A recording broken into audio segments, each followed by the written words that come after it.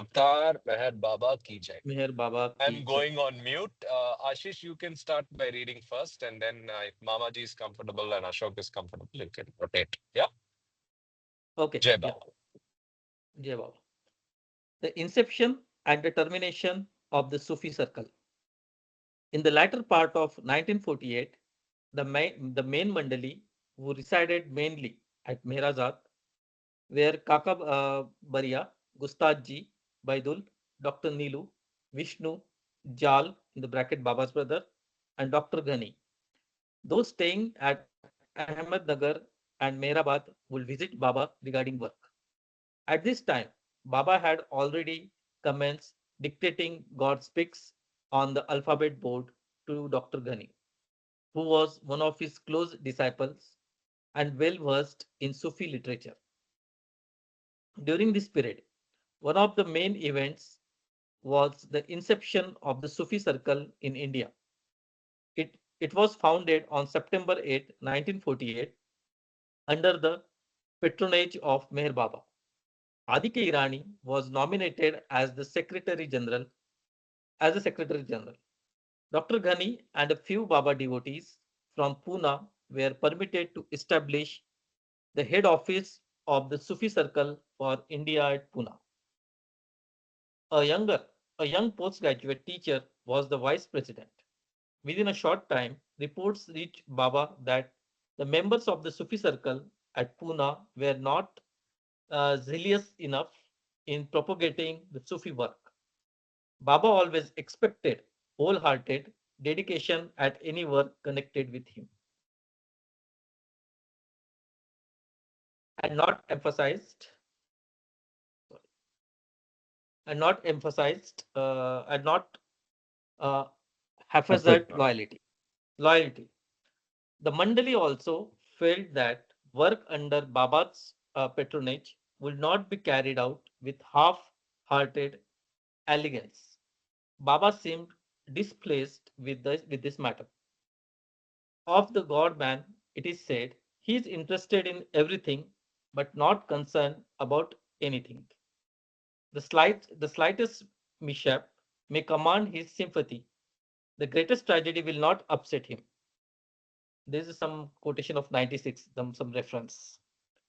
In the case of the Sufi circle, a few ordinary incidents, if I may say, no apparently annoyed Baba, the God man. I will outline only one such event. Baba had instructed one of the office holders at Pune, a teacher, to dedicate all the spare time after school to the work of Sufi circle. The teacher was privately coaching some pupils at home in school subjects, and he had good income. To obey Baba literally, he had to forego this extra earning. So for some days, he was a bit hesitant over this point. Generally, Baba will not ask anyone to work for him. But if someone expressed readiness and offered to serve in his cause, he would not tolerate fragmentary obedience. The person concerned failed to understand that following Baba, the compassionate one might entail a bit of daring but never any loss. Sometimes it had even proved profitable materially. In connection with this, I wish to mention a incident. Contemporary incident.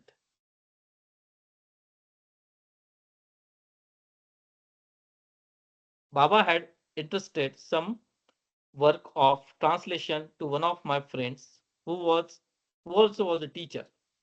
He too was asked to discontinue private tutoring, which he had immediately.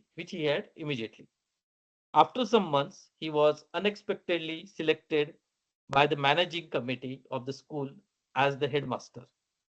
It might be chance, but it is a fact, and thus the material loss was amply compensated. Compensated. At any rate, the Pune Baba devotees' response to Baba's instruction was not total. Besides, it was brought to Baba's notice that there were some cricks and cracks in the constitution of the Sufi circle being engaged in some important work. Baba had no time to spare for these matters. So, with Baba's permission, the founding members of the Sufi circle in India called a meeting on October 19, 1948. After a free discussion, four resolutions were passed. The first was resolved unanimously that unanimously that the Sufi circle be and is hereby dissolved. It functioned only about 40 days. It is really difficult to fathom the meaning of the activities of the master. One sees so many stars in the sky, and unwittingly, how easily one miscalculates the distance and the quality of the radiation of light. So, in a sense, having seen the stars, one has not seen them, one has not seen them. Is not the same fully committed while witnessing and judging the doing of the God man? To us, he is infinitely close and also infinitely remote. Hence, sometimes we may be right and at a time utterly wrong. Nonetheless, I was trying to present the outward aspects of an incident connected with the Sufi circle. It was not necessarily have any cause effect relationship. At the final meeting, it was also made clear that anyone who felt deeply interested in Sufism will be permitted by Baba to work as a freelance Sufi. Adi Senior and Dr. Ghani wrote the necessary letters to persons concerned in the West.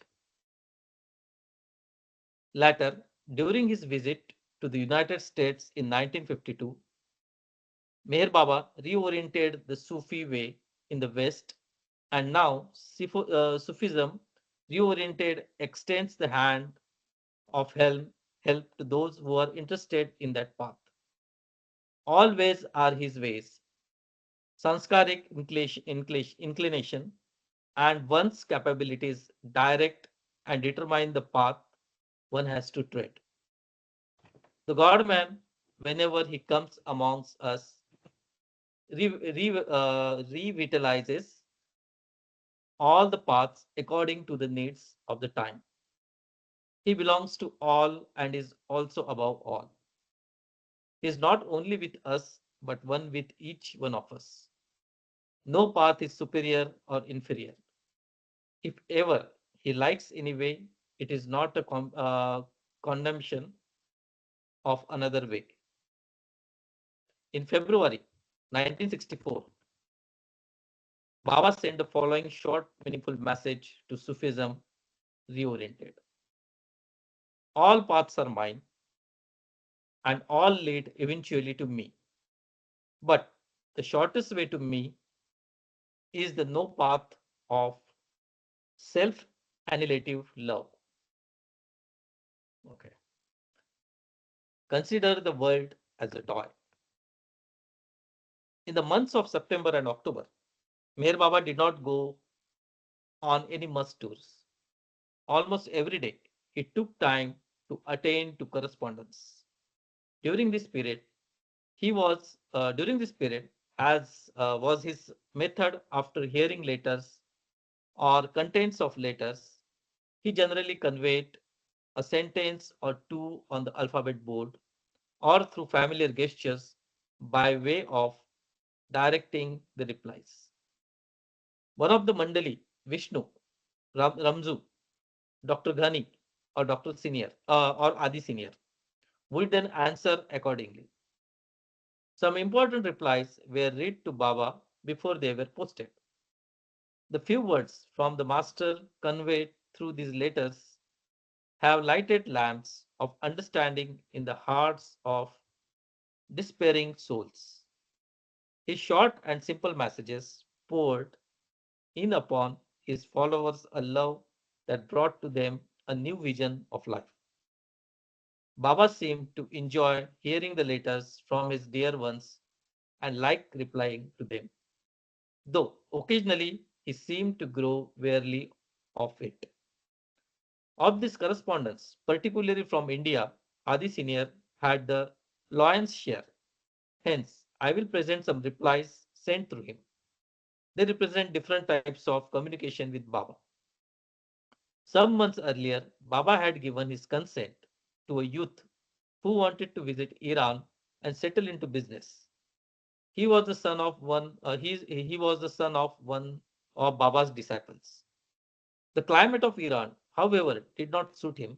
He felt sick. He fell sick, and the rosy prospects of the business did not materialize. He informed Baba about this state of affairs, and Baba replied, "Don't lose heart, find good medical treatment, get all, and return to India." At the end of the letter, Baba added the following lines of cheer. "Now listen, my boy. It's good to be full of joy. Consider the world as a toy. Stick to Baba as a glory." Glory means glue. Yeah, this is good. Let me read it again. "Now listen, my boy. It's a good to be full of joy. Consider the world as a toy. Stick to Baba as a glory. Means glue." Soon this young man returned to India from Iran, hale and heartedly, and joined the Indian military service, from which he eventually retired as as a commissioned officer, looking for Baba's service and guidance. During Baba's earlier visits to Nagpur, schoolboy who had been blessed by his glance developed a great love for him. Often he would be seen thinking about Baba, whether at school or at home, with tears of love which seemed uncontrollable trickling down his cheeks. In the beginning, the boy was permitted to stay near Baba for a few days, and he wished to live permanently with the Mandali. Baba, however, asked him to complete his education. Later on, he accepted employment in one of the government offices.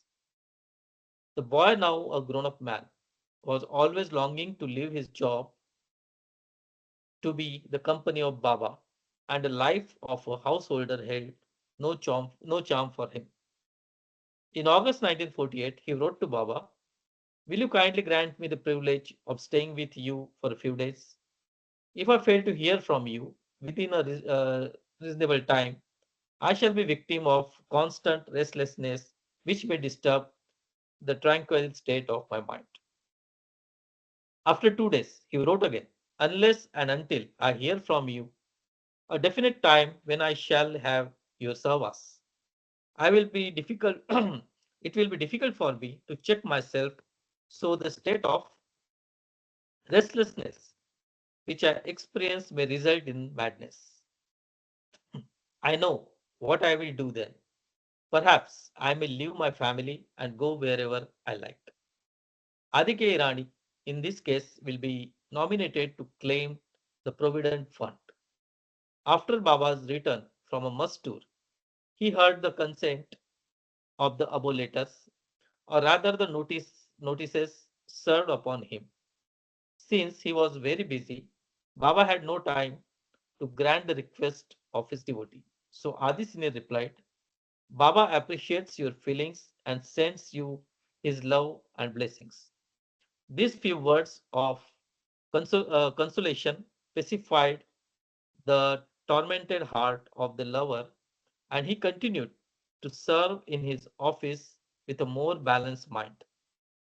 Is in intense longing, he had composed some songs on Baba's divinity in Hindi and Marathi. These are now sung in Baba meetings.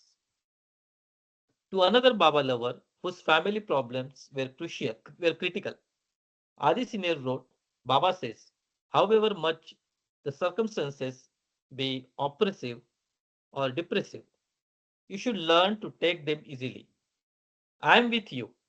Baba remembrance and blessings offered him timely help, and after a successful career in the police department, he retired as a deputy superintendent.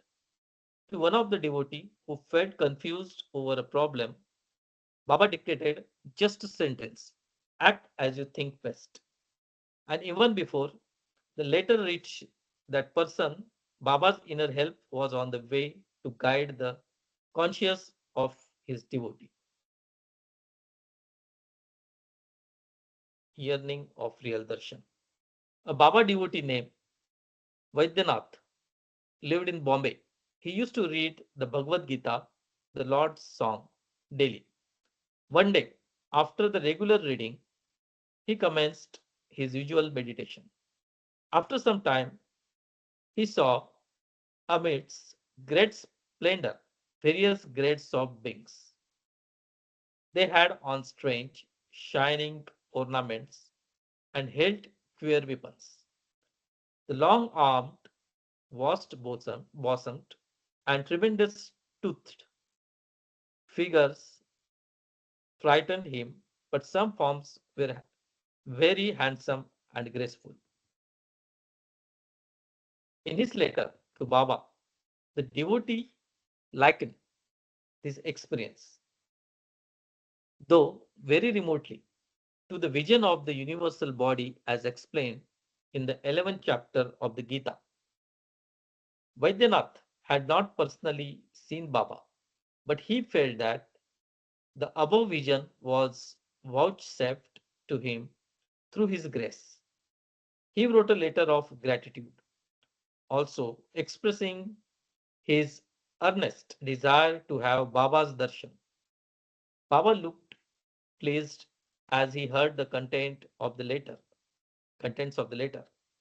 The devotee, however, was asked to wait for an opportune moment to meet Baba in person. Some people met Baba and craved for vision, and there was one who had a profound Baba vision and was longing for his darshan. Joseph, a Christian youth Ashish, who lived, yeah, Ashish, if I can pause yes, yes, you. yes. So, anybody knows about the 11th chapter of the Gita? Is that the one where, so what is the context of that You're not audible now, Karthik, but I heard you were asking about probably? the 11th chapter of Can you hear the me now? Gita. Yeah, now we can hear. Yes. Gita. I was asking about the 11th chapter. And specifically, is that where the koshas are described? Mamaji may know about this because he's more No, familiar I with am not very sure, 11th but chapter. I mean, probably it is the Vishwarupa Darsana. the second part, correct. Because the second part of the letter seems to suggest that I thought it was the koshas, but maybe Vishwarupa Darshana, correct. Okay, we can continue. You are at a Gita, point where it's a Joseph Ashish. yeah, Gita 11, is it a, there are, I was just Googling it. Gita 11 Adhyay, Yeah, it's 36 slok. there are 18. There is 18 chapters. There Mm, are multiple shlokas in each chapter. So just curious as to what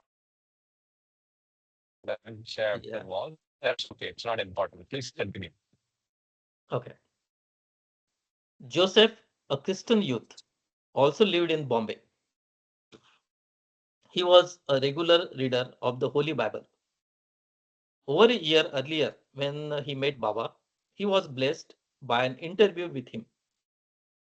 Baba explained to him the way he should live and lead his life. It seems that from that very first meeting, Joseph accepted Baba as the father. In one of his letters to him in 1948, he wrote, I am very happy because I look at the world in the way I have been taught by my father. I read the Holy Bible every day. Now I am learning anew the meaning contained in it.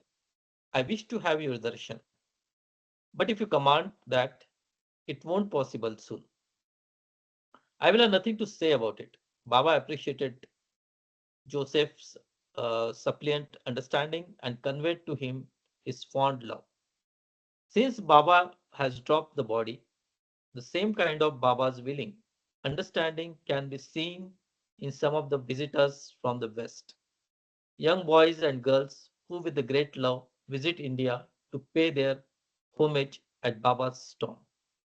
And to me, Joseph sees to be the fortuner of his of this band. A devotee named Chauhan resided at Karad in the district of Satara. He was deeply impressed when he met Baba. At the time of darshan, Baba casually conveyed that seeing Baba in person was not his real darshan. It was something quite different. After returning to his hometown, Chauhan thought seriously about Baba's statement.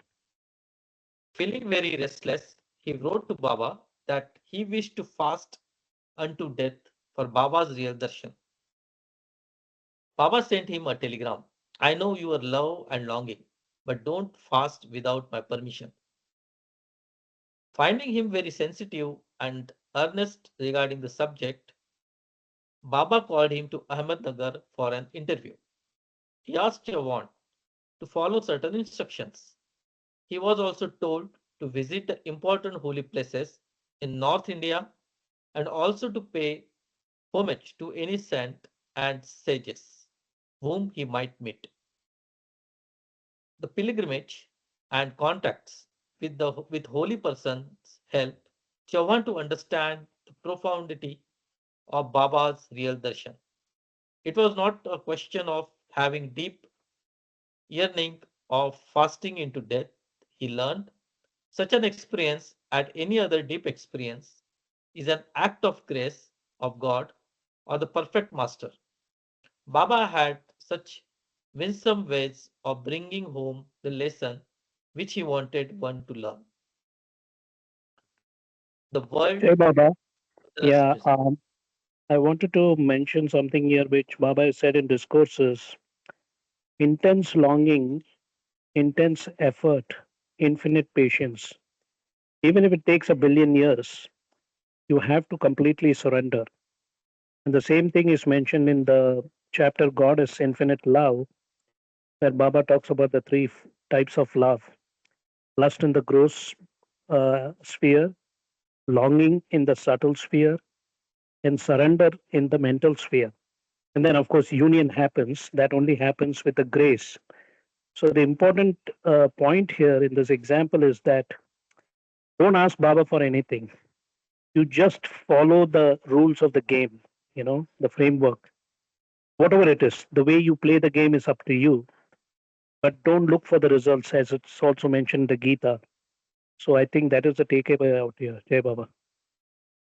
Yeah, let me continue. One day, a letter was received from a prisoner who had been sentenced to a lifetime. As this young man was not permitted to leave the prison grounds even on parole, he begged Baba to visit the prison. He was feeling very nervous and very excited over trifling matters.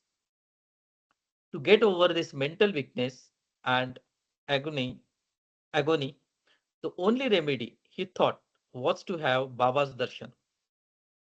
To Baba, it made no difference whether he visited a prison or a palace. He once conveyed that the whole world is a wondrous prison, and that all those who live in it are spellbound prisoners. In this sense,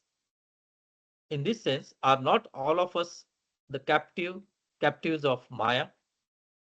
We free ourselves from certain environments which we call bad to get bound in fresh enclosures which we term good. We do not know the art of total living.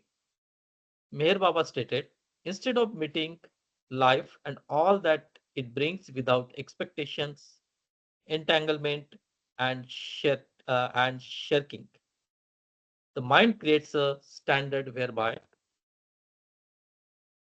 it divides life into opposites, one of which is regarded as acceptable and other as not acceptable. The breaking of life into compartments is an impediment to honest inquiry about life, the one invisible fool. In those days, 1948, Meher Baba was engaged in special spiritual work and was not in a mood to grant darshan to make visits to grant darshan or make visits for darshan programs. So he sent a short but suggestive message to his imprisoned, sorrowing soul. He dictated the following lines on the alphabet board. I love saints as much as I love sinners. I love you.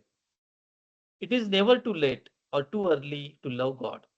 Think as much as you can about me, in bracket Baba, and as little as possible about yourself. The message provided great solace and help to the young man. After some years, Baba took time to visit that prison. The government authorities gave Baba a warm welcome.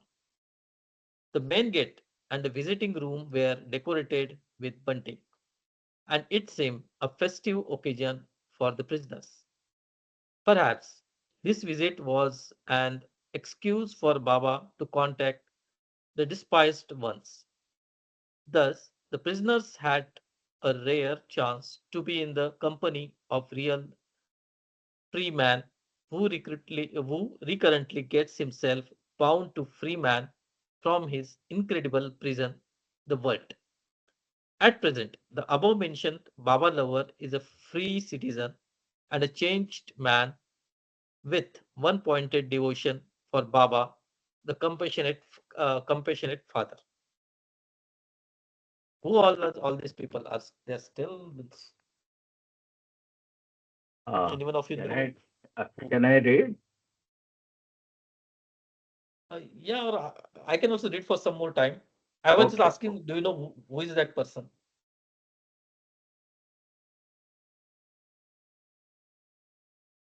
No, I don't. Okay, let You me mean continue. the names mentioned? I also don't recognize them. Yeah. Mm, okay, responsibilities must be adequately We can rotate shouldered. the reading, maybe. Yeah. Okay. Yeah, maybe after 5 minutes, if that's fine. Sure. Yeah, Okay. okay. Baba lovers from different places in India used to write to Baba for his guidance and blessings. Time permitting, the necessary replies were sent based on Baba's personal instruction. One of his devotee named Bhargav found it hard to conduct joint family life. He had a mind leading a secluded life in some far off place. He approached Baba through a letter to ask the way out. Adi Senior wrote in reply, Baba tells you that in the world of miseries and sorrows, whatever duties you may be doing, you should stick to and stand by those who are near and dear to you and depend on you. You should follow your avocation, but should not worry about over the results. You must perform the worldly duties, but dedicate the result, good or bad, to all divine will. You should not be swayed by happiness or sorrow in contemplating constantly on the transitoriness of things. In the continuous remembrance of God, you should try to develop the detached outlook on life. Repeat throughout the waking state, any one name of God that you love. Some were given the choice of repeating the name of God they love, while Baba specifically asks some to repeat his name. To him, however, this made no difference. Literally, advice from the master may not differ much from that of a scholar, but the former, being alive with love and wisdom, carries a special power and perfume to the receiver who feels strengthened and refreshed. In another case, Baba had allowed one of his devotees from the south to stay for a short period in the ashram at Mehrabad. After this return, he resumed his duties, but it was learned from a letter sent by his wife, and he was not discharging his family duties very well. He had seen Baba's work with the poor, but he had caught the wrong notion. After receiving his pay, he began distributing it to the poor and neglecting his family. He forgot Baba's words: "Don't imitate me, obey me." His wife complained to Baba about her husband's attitude. Adi Senior wrote to him the following: "Your frequent roamings were beggars and sadhus, disregarding your duties to your wife and family, and spending money on them who you call Baba, thereby causing hardship at home, is the last thing I could expect of you who call yourself a Baba devotee. Do you mean to say that whomsoever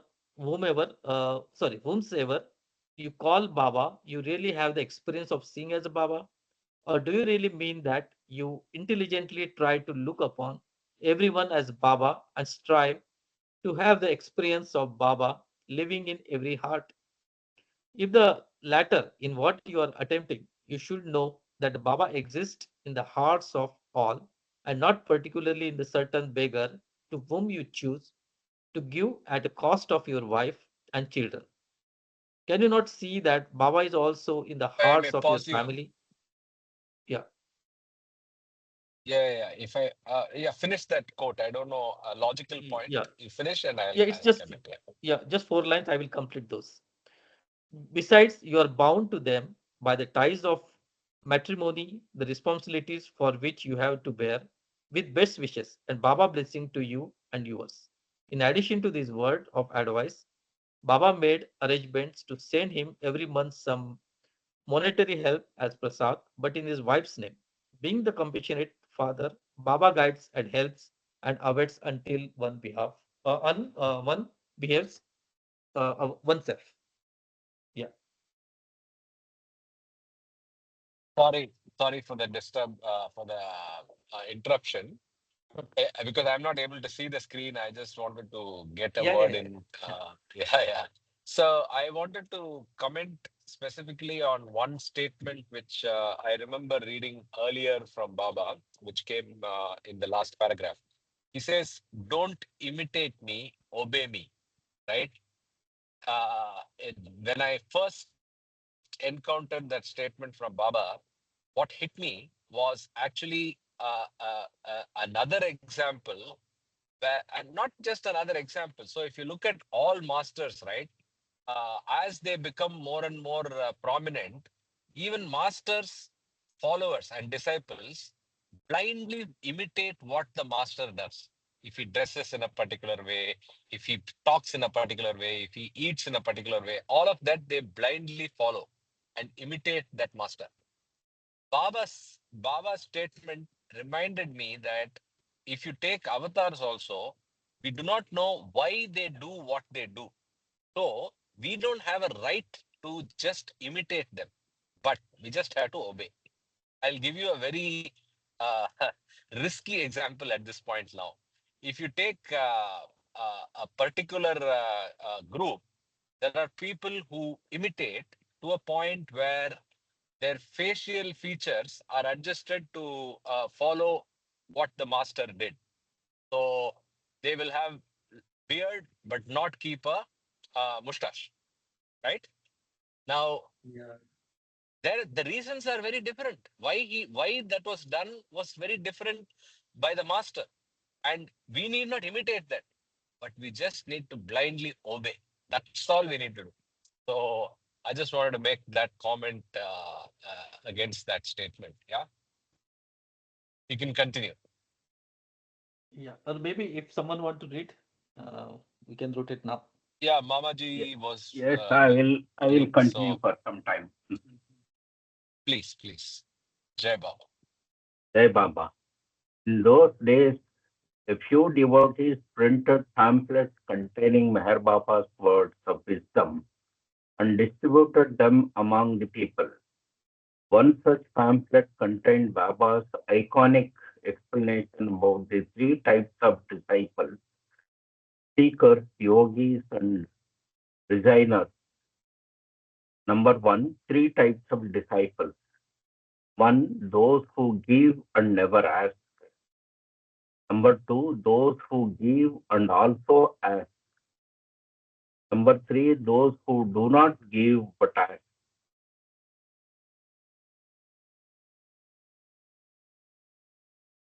Second, three types of seekers. The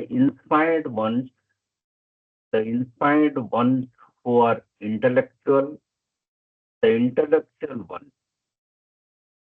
So the third one is they may not be inspired also. Okay. Third, three types of yogis, those who long for the goal and sun power, those who long for the goal and also for power, those who do yogic exercises merely for power. Fourth, three types of resigners, those who are so completely resigned to the will of the master that even the question of how, why, and when never enters their mind. Those who do what the master asks, sacrificing everything and not asking for reward, but doing it under the compulsion of surrender to the master's will. Those who do what the master asks at all costs but expect reward. Can you just write it? Okay. One of the Baba people named Baba Das distributed copies of this pamphlet in Nagpur. All those who sincerely read it naturally tried to find out the category to which they belonged. One of the elite of the city who had been fortunate enough to welcome Baba at his home in November 1944 incidentally received this pamphlet. The message set him to thinking rather seriously, and he wrote to Baba, "May I know what category I belong to, and to improve myself, what steps should I take or adopt? I want your guidance in this matter." He also wanted to know if the pamphlet was given to him, especially at Baba's instruction, which it was not. It was meant for general circulation. Baba did send him his love and blessings, and under Baba's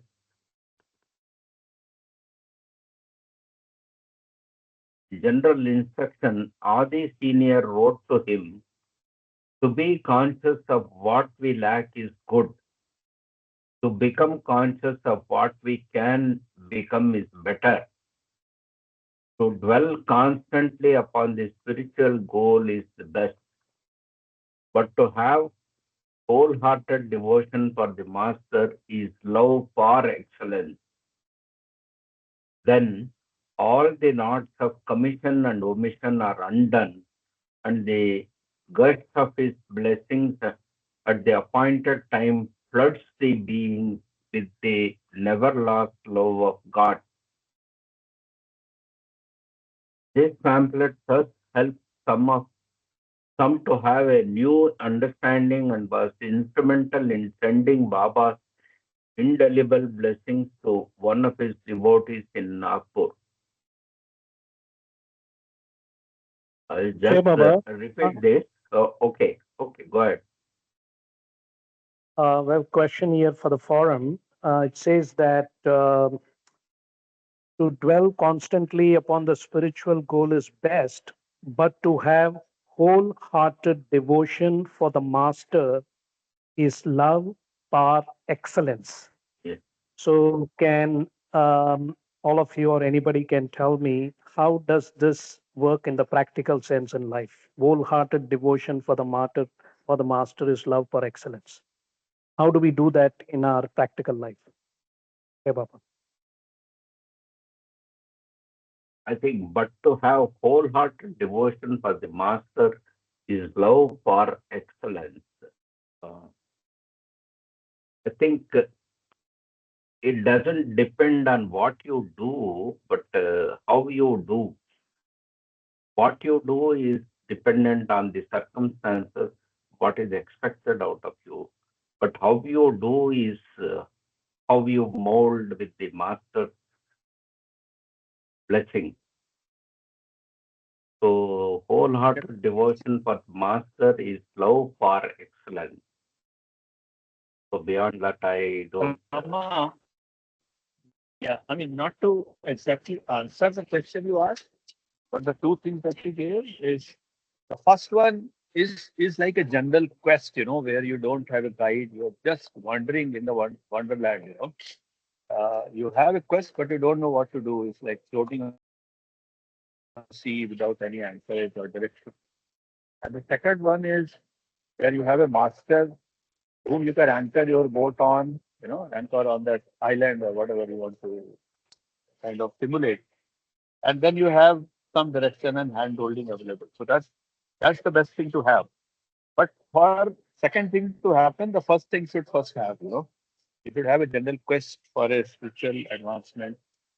Uh, and at a stage, the time comes as the master descends and you transcend to the next level. That's one comment, not exactly the answer to your question. Yeah. Yeah.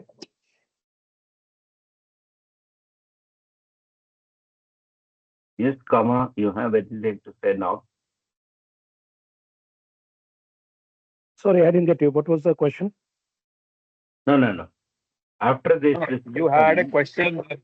You made some yes, comments. Yeah. we gave some Yeah, idea from our mind. So, right. I mean, what I understand is again to have wholehearted devotion for the master is love or excellence. I think it again comes back to the acronym LOSS. First is love, then obedience, then surrender, then sacrifice. So, love, everybody understands. Obedience to what? So, obedience would be to the messages, because what I've understood about loving Baba is our interaction or relationships in our daily activities, mindfulness, the way we deal with people, both animate and inanimate objects in life. And that is the kind of devotion, like mindfulness he's talking about. Able to follow those precepts, in the my wish and seven realities and so on. And then surrender is basically like the provisional working ego that Baba is given, as Doctor just mentioned. It's not about how you do it, but what you do, and whether you give it to Baba, everything. So the provisional working ego is a very powerful technique where, because we are not perfect, we sometimes can make mistakes. But if you give everything, the good, the bad, and the ugly, whether you're winning or losing, everything is given to Baba, then I think that is the closest form of wholehearted devotion that I can understand. Jai Baba. Jai Baba. Hey, It's very interesting. Thank you for that. On a related note, I want to share one comment. I I mentioned before we started recording about how I met Meher Rajesh and Kashi yesterday. So during that meeting, we were talking of some Baba matters, and then he had a doubt which many of us have, right? Which is, how does one know if we are doing what Baba wants us to do, right? So this question was posed by Kashi to Nageshwar Rao Garu, whom we all know, who's been on our channel as well earlier. He had a good answer, and I'll tell you how it's related to what we just discussed. So Nageshwar Rao Garu's answer was, if you want to do something and go in a particular direction, break that into 10 steps and take the first step. If Baba wants you to go towards that end goal, he will let you go to the second step. Otherwise, the first step itself will have problems. I thought that was a good way of extending the provisional working ego. That was my reaction to Kashi. See, provisional working ego is a very good tool, but very difficult to implement and sustain. So, to sustain it, one of the options is to be able to create a breakdown or a decomposition of the goal to multiple small items. And if Baba supports us in each of the small steps, it means it's the direction we need to head to anyway. I thought that was brilliant. So I felt like sharing that at this point. Thank you. Jai Baba. Yeah, Baba, it's a very good point because it's almost like a management philosophy, you know. But of course, spirituality and material life have two different goals as such, because spiritual life is not a goal, it is a journey, whereas material life has a beginning and an ending. So I think what you said is quite. I think that's a good way of approaching that. Yes, Jay Baba. Jai Baba. Please continue, Say, Mamaji. say, to be conscious of what we lack is good. To become conscious of what we can become is better. To dwell constantly upon the spiritual goal is best, but to have wholehearted devotion for the Master is love par excellence. Then all the knots of commission and omission are undone, and the gust of his blessings at the appointed time floods the being with the never lost love of God. This pamphlet has helped some to have a new understanding and was instrumental in sending Baba's indelible blessing to one of his devotees in Nagpur. How many such daughters do you want? Is a question here. Here is another incident connected with the Baba pamphlet. Though the printed matter was not a message from Baba, but was a poem on Baba by one of his lovers from Nagpur. The poet Sule first had Baba's darshan in 1944 at the branch of the Theosophical Society in Nagpur. During Baba's visit, his special message, The Dynamics of Love, was read to the gathering. As he heard it, Sule felt that in the form of Meher Baba, he was beholding love personified. He looked at Baba and there stretched an eternity between them.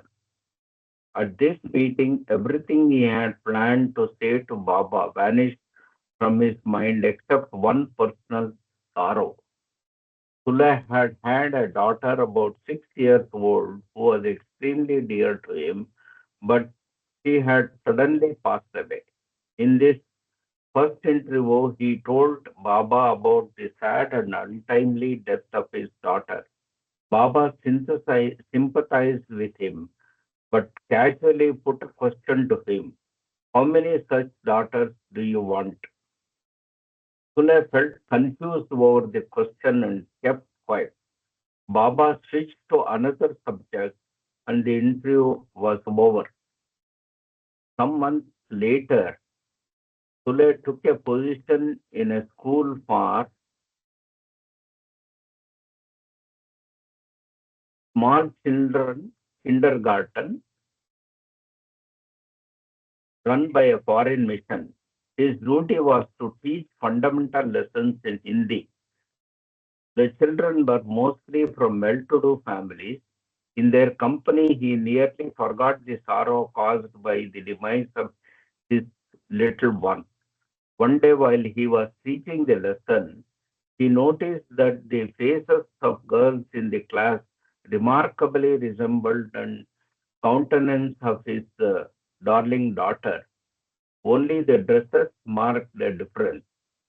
This experience continued for some days as he taught. Eventually, he realized that this was an in fulfillment of the question that Baba had put to him. This little incident sowed deep in him the seeds of conviction of Baba's divinity, and he wanted to lead a life dedicated to Baba and his cause. Later on, uh, Later on, Sule had an urge to visit Pandharpur, one of the famous places of pilgrimage in Maharashtra. He commenced his long journey of over 1,000 kilometers in his bare feet. During the course of his walk, a certain dream was repeated several times. In it, he saw a well by a road and some small hill on the other side. The route of his pilgrimage took him to Ahmednagar, and as he reached this city, he decided to visit Mehrabad, for he had not seen it before. When he approached the ashram, he had once recognized that the well and the hill were identical with those he had seen in his dream. It was thus symbolically revealed to him that the real place of pilgrimage was none other than Mehrabad. He was overjoyed to learn that Baba was there, but he was to go into seclusion the next day. Sule was permitted to meet him. In an informal audience, Baba conveyed to him, as you have come to Mehrabad, there is no need for you to go to Pandharpur or any other place of pilgrimage. After Baba dropped his body, the tomb on Mehrabad Hill has become a sanctuary for pilgrims from all over the world. For the form of the holiest of the holy of this age is laid at rest there.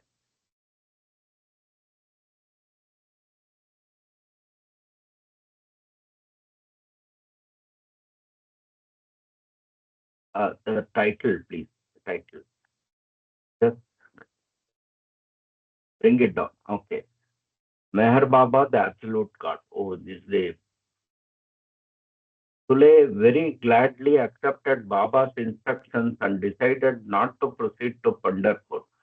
Some experiences that he had during the journey, including the recurring dream, were instrumental in the flowering of the seed of conviction in his heart that Meher Baba is the only one to worship and to whom to pray. On the way back to Nagpur, he stopped at Nasik for some days. During this stay, he had occasion to meet Ramju, one of Baba's close bundli.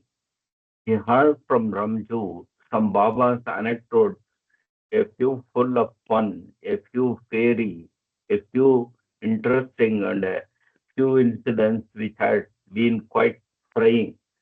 The contact helped him to love Baba more and more. He also developed high regard for Ramju and treated him as a close friend. Sule composed some fine poems in Marathi on Meher Baba, the God man. In 1948, he tried to offer this prayer to Baba through the following stanzas in English. Prayer to the absolute God, Meher Baba, thou who art absolute, supreme, sublime, master of destiny beyond space and time, light of the universe, life's central sun, incomprehensible, all things in one. Light thou my pathway and teach me to know that thou art the source from which all things flow, that whatever exists, whether good or ill, proceeds from the law of thy infinite will, and sooner or later must return to thee, death purged in the waves of eternity's sea. Endow me with love, in faith make me strong, and instead of dirge, I don't get the meaning of that. Let my life be a song, till thy spirit divine in the innermost soul, flames like the torch and illumine the whole. Thenceforth from earth's life to be free in its flight, to the effulgent radiance of super, supernal light, supernal light.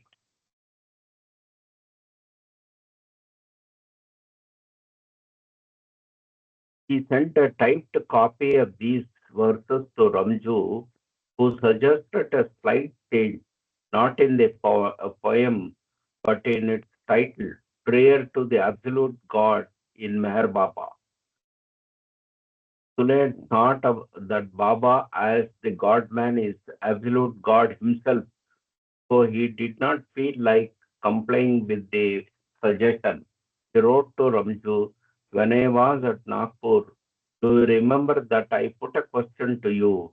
Where is Meher Baba? You replied, Jahan ke wahan, Jahan ke wahan, meaning he is where he ever was.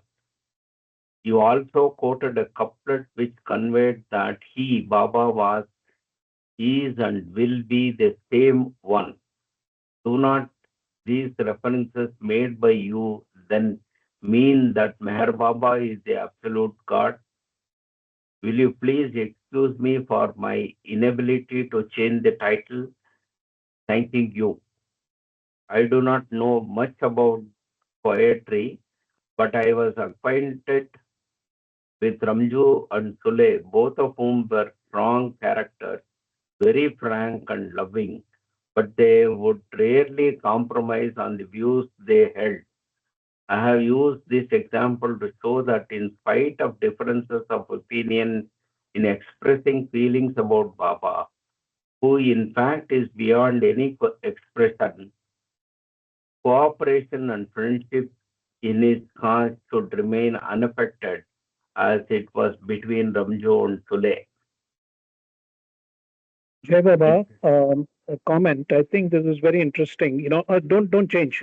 Just keep that paragraph, please.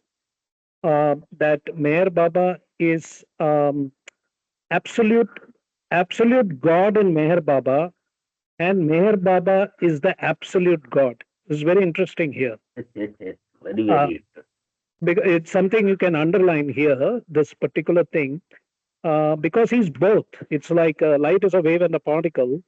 Absolute God in Meher Baba reminds me of the fact that Meher Baba is avatar, and avatar is not God. Avatar is God in human form. yes, So absolute God in Meher Baba is like avatar. Meher Baba is God in human form. And then Meher Baba is the absolute God is also correct because God manifests through Meher Baba, through that first soul. So he is God, God personification. Jai Baba. yes, yes. I think uh, I don't know how to do this underlining. I think Karthik Yeah, will this do this it is this is later. I downloaded this PDF on my local machine, local laptop. Okay. So Yeah, yeah, don't worry about that, Okay, Chiboy. okay. Jai Baba. In September 1948, the above poem and its Marathi version were sent to Baba. Baba asked one of his educated Marathi teaching devotee to read both poems. After listening to them, Baba didn't say anything about the title, but he granted Sule's request for permission to print the stanzas for general distribution to the public, including Baba people. Baba generally allowed his lovers to express their devotion to him in their own ways, provided they were sincere and honest in what they say and did. Perhaps this is the best way to make one learn anew what he should. It is not honesty in expression the keynote in spiritual life. Is it not honesty in expression the keynote in spiritual life? Honesty in its finer quality affirms without the intrusion of any sense of achievement and leads one to God, the Absolute.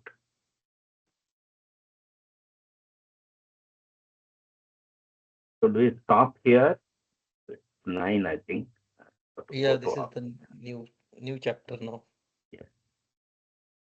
Yeah, that if you reached a chapter ending, that's a good point to stop the reading. Thank you so much. I think I was actually uh, despondent that there was no volunteer that came forward, but there were so many of us on the call, and I think we had an enjoyable reading. Thank you so much, Jai Baba, and safe travels to you, Sanjay ji, if you're still on.